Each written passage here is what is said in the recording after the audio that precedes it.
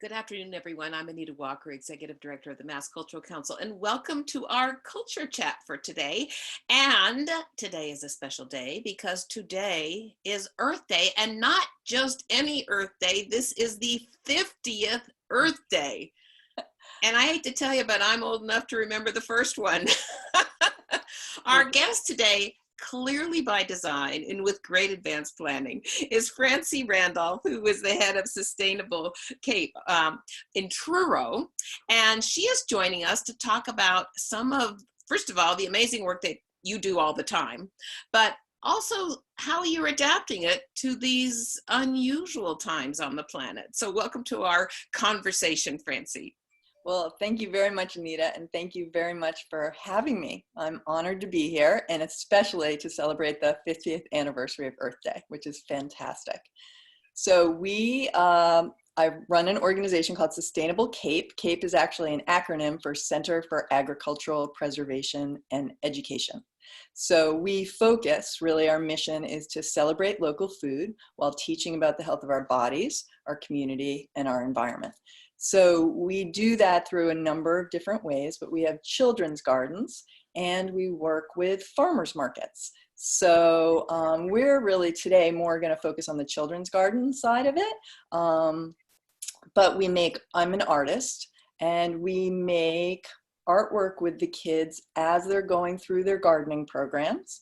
And then this artwork often travels. We have exhibitions, and the children learn facts about whatever aspect that the theme of the garden is that year. And then we create a show, and then we create posters that we use in our educational programs, in our gardening programs in the schools. And because the schools were shut down, we had made these posters, and we make them on Sintra, it's called. It's like what you would make a real estate sign on, or a political sign. And so they're sturdy, and they go outdoors, and sometimes they travel to farmers markets and agricultural fairs and things like that, other outdoor locations. So we thought, well, why not just put them right outside our office? So on March 15th, my daughter had just come home from college, and my son was home from high school, and I said, let's go down to the center of town and we'll put out an art show. So we made a drive-by art exhibition. That is awesome. And actually, it's a great opportunity for people to get a little piece of sunshine and experience the arts while we're all stuck at home, but probably could happen any time of year at any time. Now, before we go on, and I know we're going to have a chance to look at some examples of some of the work that you've done, I notice we have a number of people joining us in this conversation. And I want you all to not just be good listeners. I want you to participate. This is my goal in life, is to get this Zoom to be a two-way, multifaceted conversation. So if you look down at the bottom of your laptop screen, you'll see a little thing that says QA. And if you click on that, you can send us questions, you can send us comments, you can send us ideas, you can just say, hey, that's a great idea, or hey, I saw that when I was in Truro. And so please give us some commentary and some feedback and some questions, and I'll be keeping track of that and make sure you get to be part of the conversation too. So Carmen is invisibly behind the scene, and she has the control of other images that we can see. But let's start taking a look at some of the work the kids have done, and maybe you can talk about how you integrate the gardening, the art, and learning. Okay, so this was a show, and Carmen, well, you can start anywhere, but you could start right back in the beginning if you, yeah, perfect. And so this show was actually called All About Mushrooms, but the title was kind of too long for these posters, so we renamed it Fabulous Fungi. And what the children, so each year, in our after school program, not the in-school program, but the after school program that's open free of charge to any Outer Cape child, well, any child really, but the children mainly come from Provincetown, Truro, Wellfleet, and Eastham.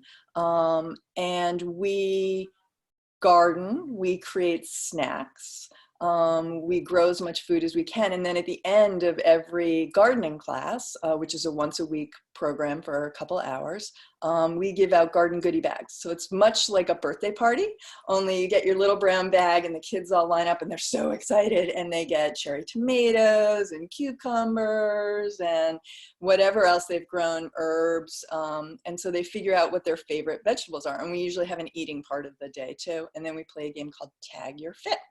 And so this happens weekly. And while this is happening weekly, they choose a theme for the garden that we're going to learn about. And the garden happens to be behind the Truro Public Library. So the wonderful library and fantastic librarian there, Maggie, comes on out and she will read books or give books to the kids so that they can learn a little bit more. And so this particular year, we learned about mushrooms and fungi.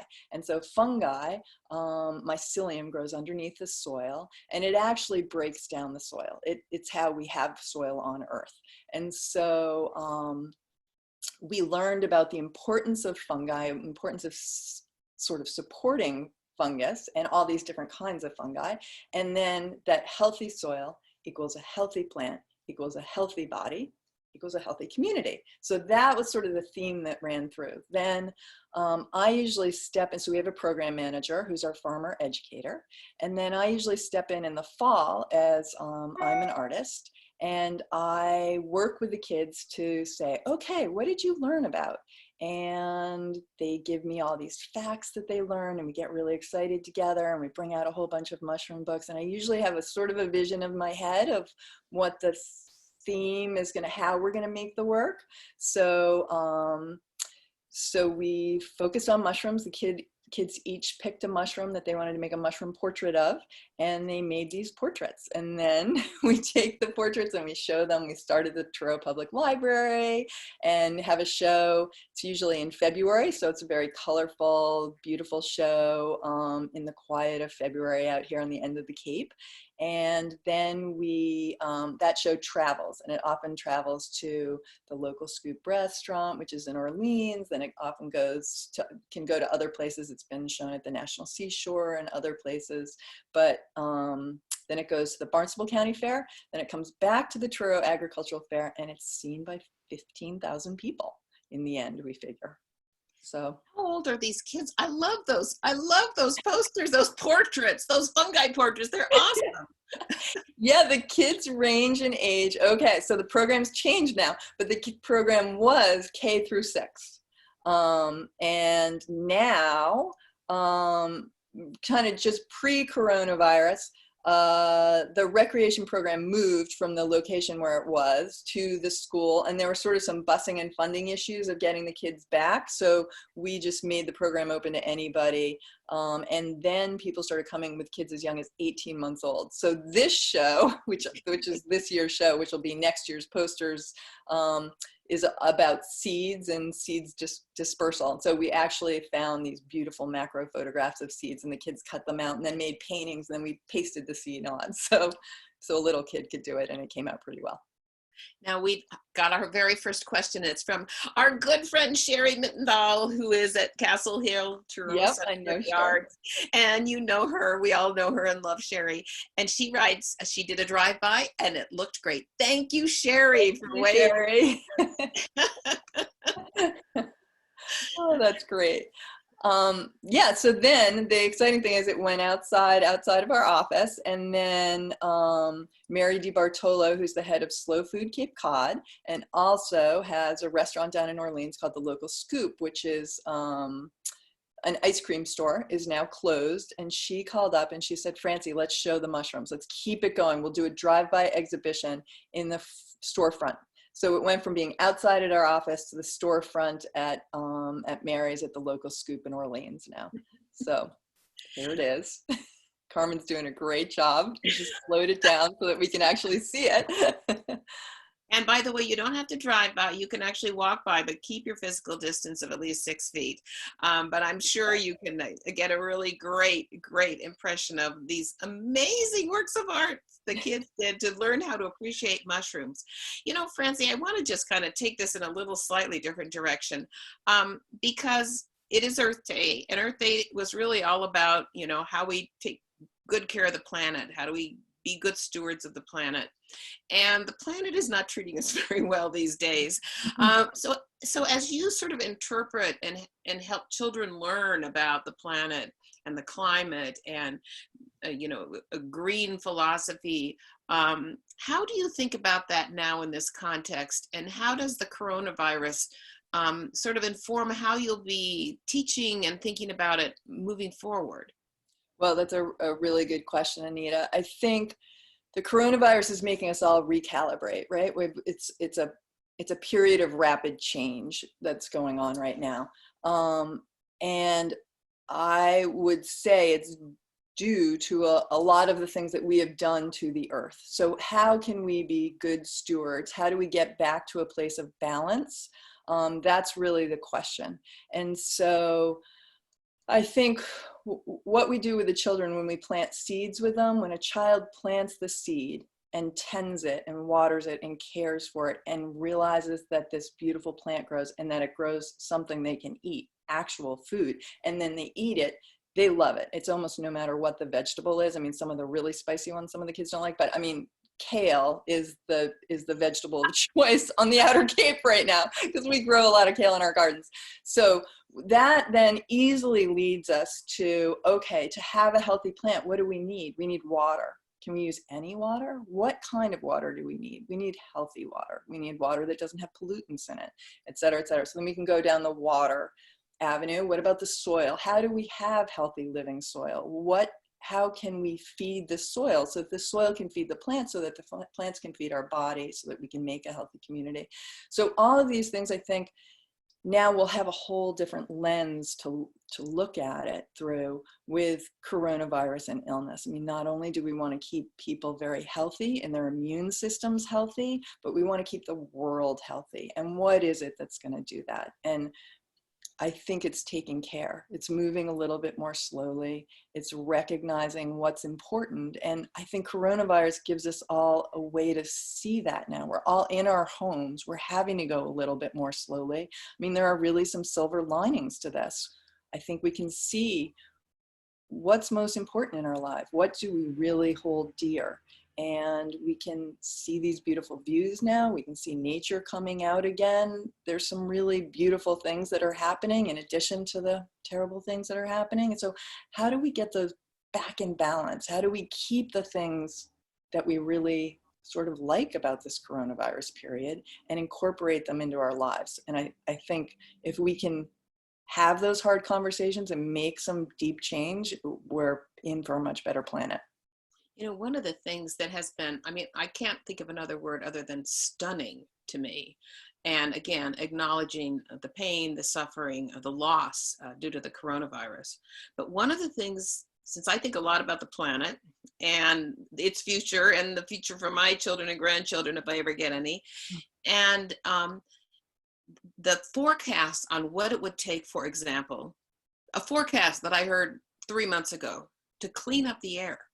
And it's like, we stayed home and stopped driving cars. And like, it was like in a week. And I'm sure you saw those before and after pictures of India. Like, yeah, the smog was so thick, you couldn't even see 6 feet in front of you. And now it's like, they've got blue skies for the first time ever. And what struck me about that is, you know, it is in our control.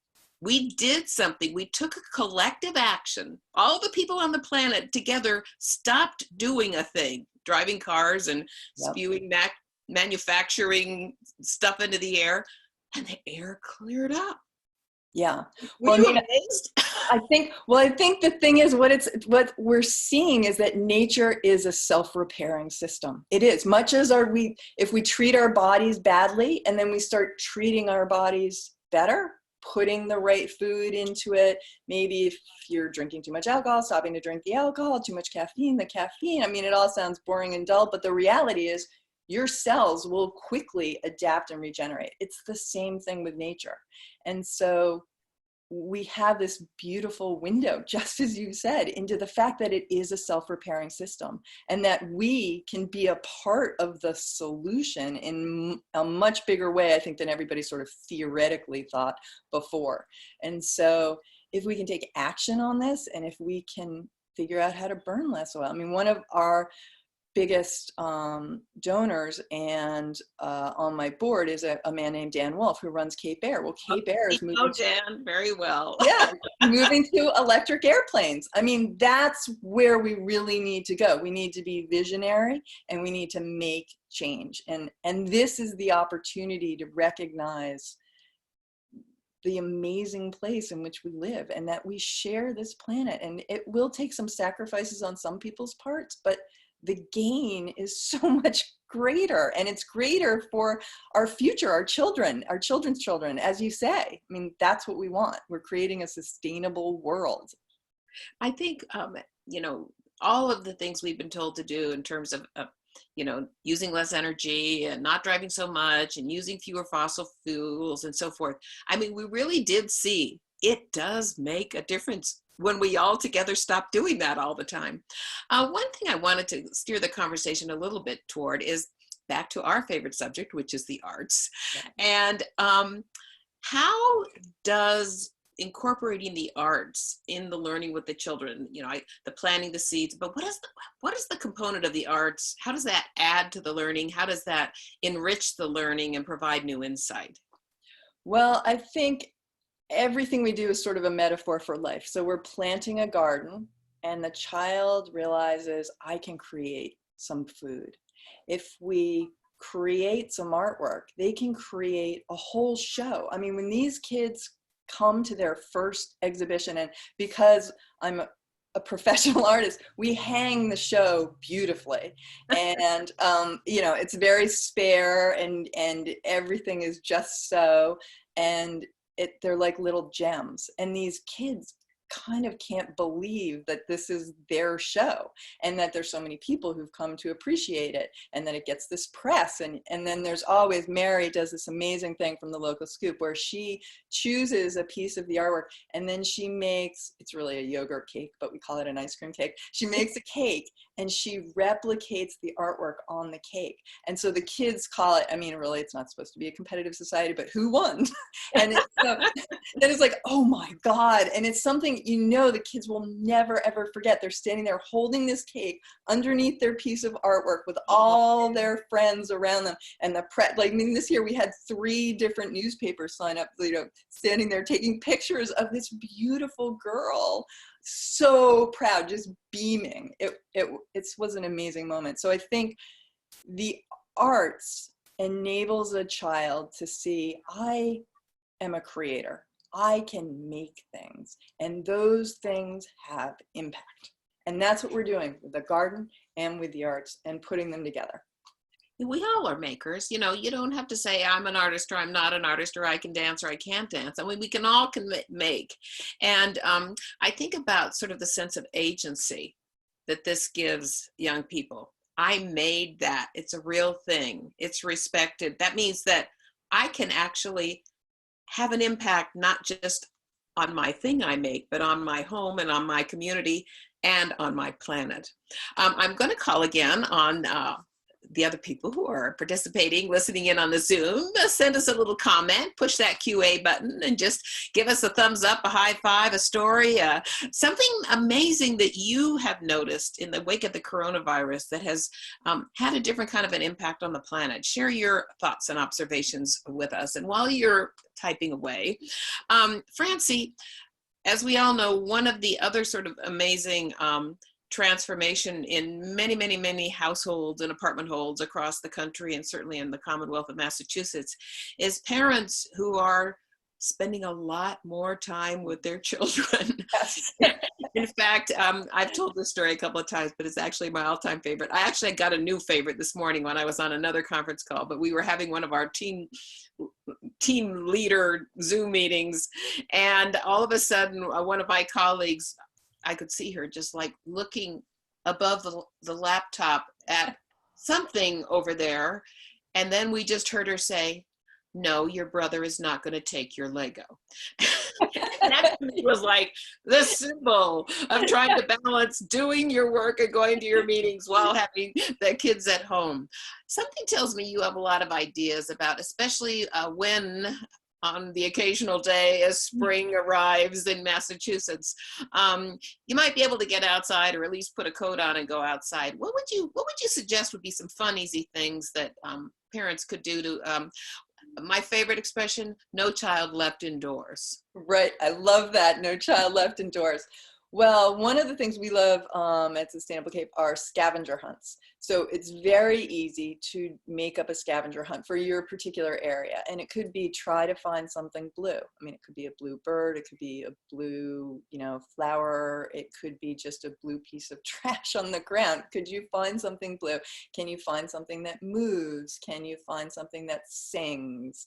And so you go through the concept of where do you live and what are questions that you could ask that gets your child sort of out and really looking at things. That's one thing. Two, if you have room to grow, we have completely revamped our Farmer in the School program, which is a program whereby we employ farmers and educators to go into the school and grow intensively with children 1 day a week. And then that food goes into the cafeteria or the snack program. Schools are closed. We obviously can't do that. So what we're doing is we're still employing all our farmers in the school, who are all just so happens right now they're all mothers with children that are running in and out of the Zoom team meetings as well. And they are making production gardens. So we're growing as much food as possible now for the families of those schools. So we've sort of changed the garden from being education gardens and here's what we're going to grow each week with the kids to we're planting as much food as possible and we're growing as much food as possible. But in the process, the farmer educators have now learned to make educational videos. So there are videos on our website. I hope it's on our website. I know there's a YouTube channel. Okay, so we could probably share that. There's a Sustainable Cape YouTube channel. They're getting on the website if they aren't on the website yet. And they're definitely on our Facebook page, which is Facebook.com/Sustainable Cape. So they come out, they're usually 3 a week. And it's something easy to do with your children to plant.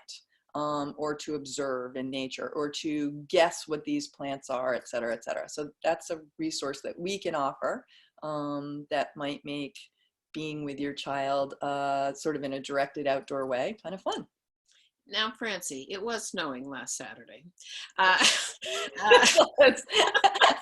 I got out there and I gardened anyway in the rain. I don't know about this weather in Massachusetts, but Yeah. Tell me, what are you planting now? What food are you growing and harvesting now? Well, now you can plant peas, and peas are really pretty easy to grow, and they're very kid friendly because it's a big seed. And you can plant, it doesn't matter whether you're planting it this way or whatever, the root will come out and go down. So I think on our Facebook page today for Earth Day, we planted a pea planting video, or we put out a pea planting video, and then peas, and then there are a lot of greens you can do, sort of spinaches and kales, radishes. So there's some sort of the early season plants that you can get into the ground right now.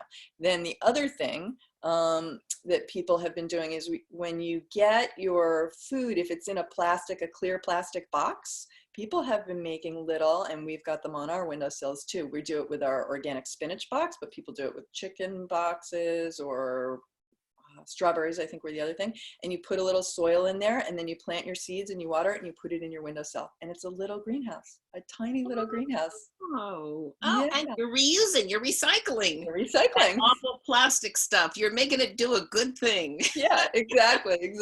So that's another thing that we've been doing.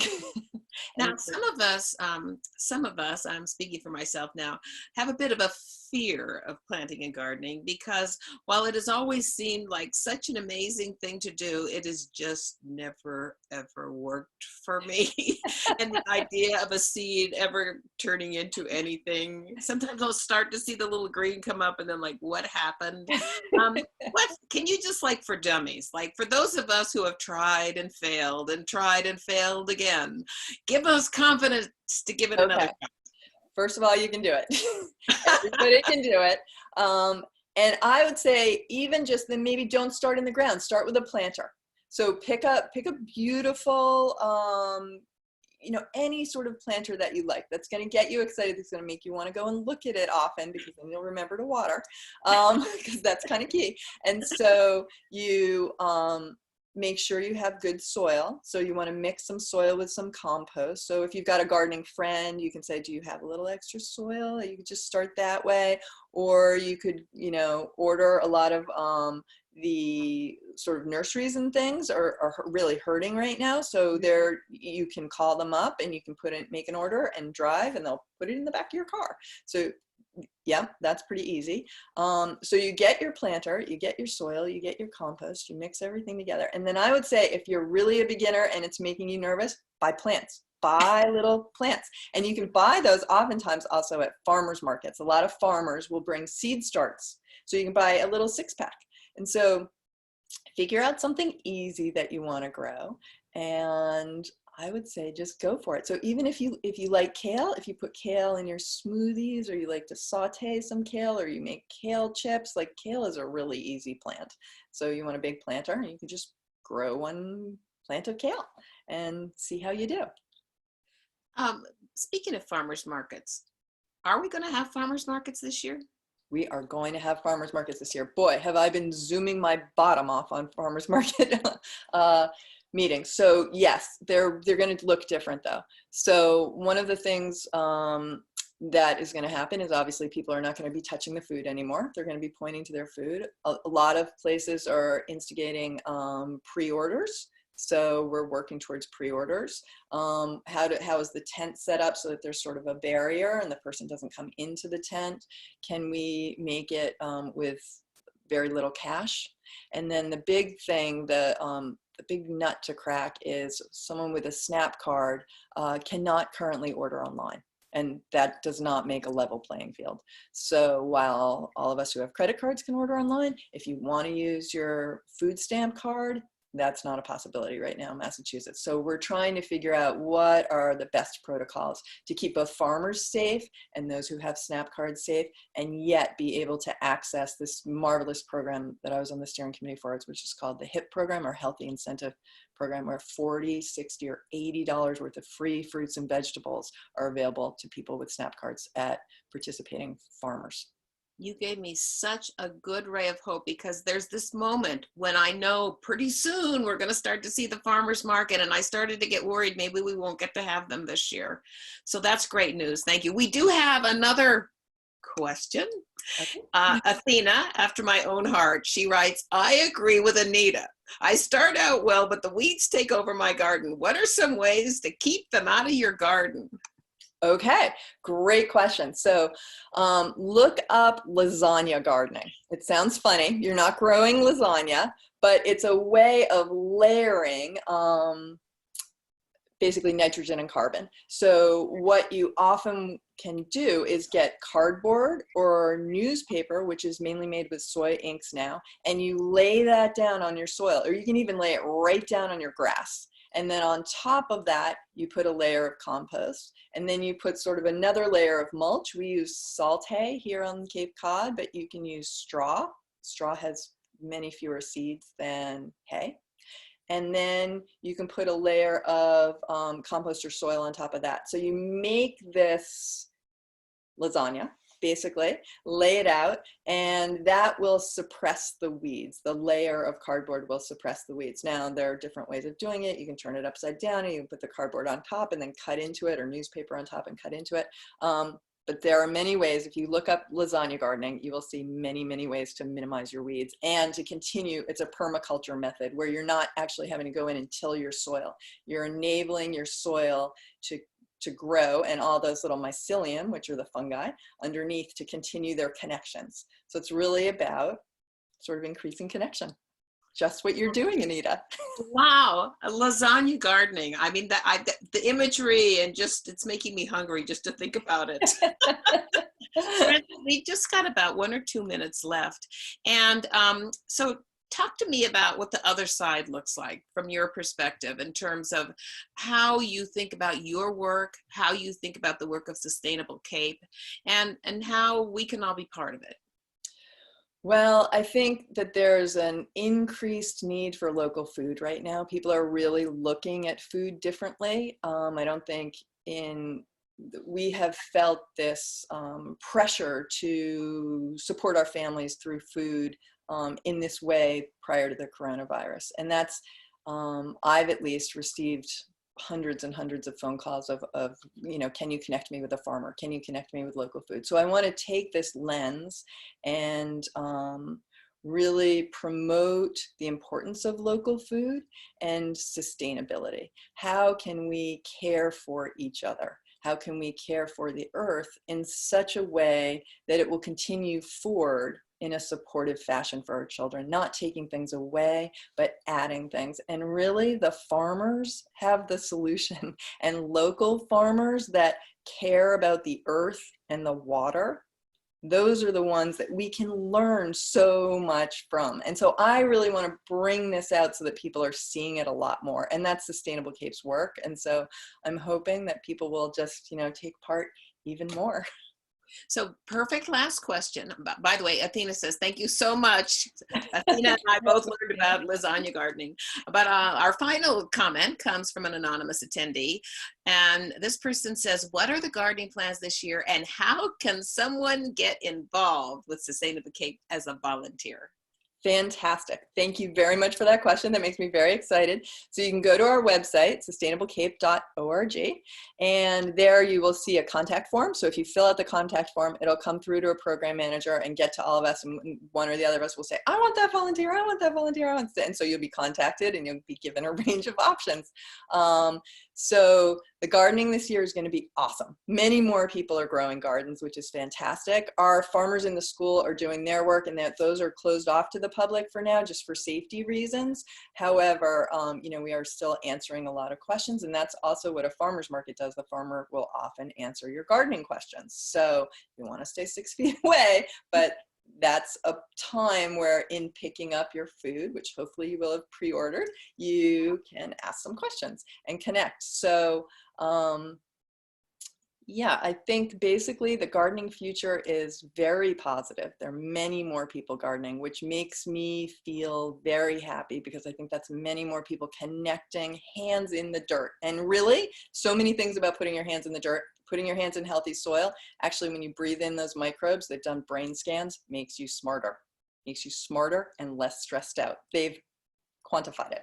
Let's get smart. Let's get started. I'm getting my planter, I'm getting my soil, and I'm going to make it grow this year.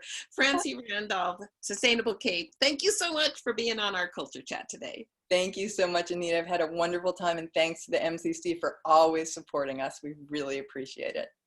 Have a good day. Have a good Earth Day. You have a good Earth Day as well.